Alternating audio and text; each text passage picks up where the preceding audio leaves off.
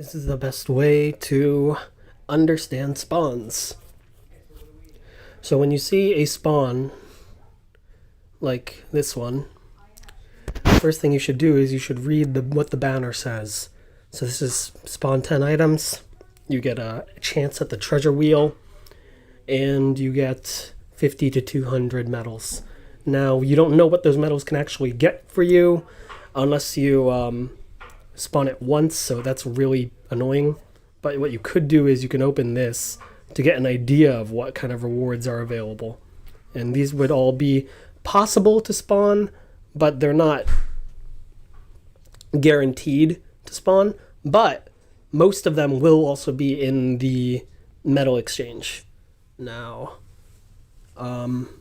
what you really should be doing, though, is you should be clicking spawnable gear. And usually they'll give you a rate. So 70% of the time you'll just get a rare. This is per gem. So it re-rolls that statistic per gem. So you only have a 6% chance per one item to be an SSR. And so if you're doing 10 items, you have 10 chances to roll that 6%. Now the problem is, an SSR can be anything in here for this spawn. And that's really kind of frustrating.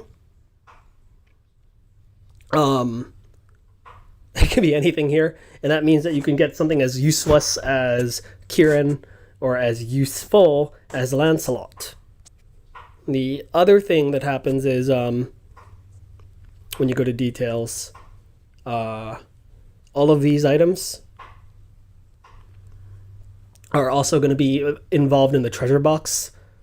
So if you get any of these items in the treasure box, it's counted as a jackpot.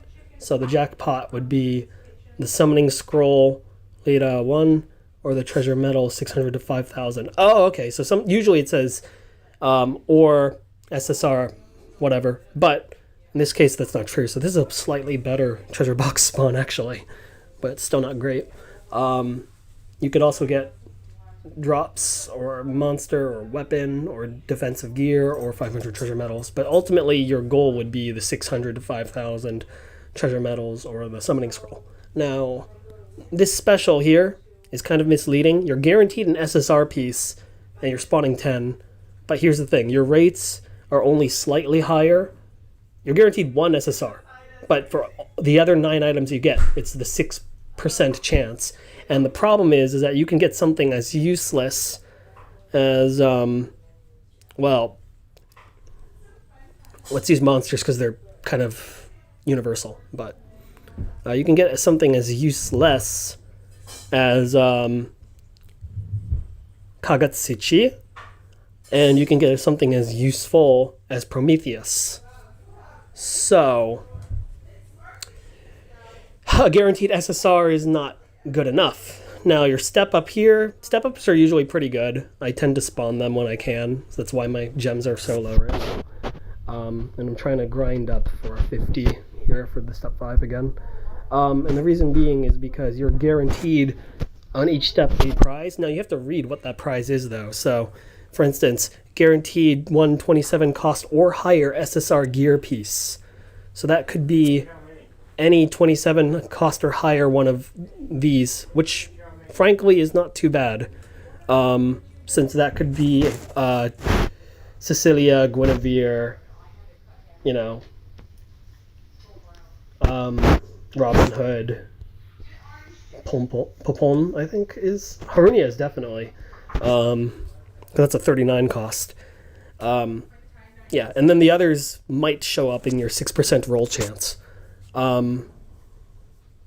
So that's kind of, and each step you might want to check as well, because the gem cost will change and the possible list will change too, is what I've learned over time. But this has actually been a pretty good one.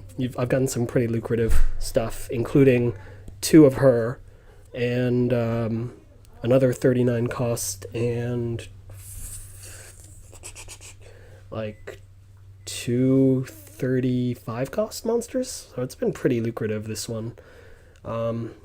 This rare spawn is useful, just because you get the free every day right now.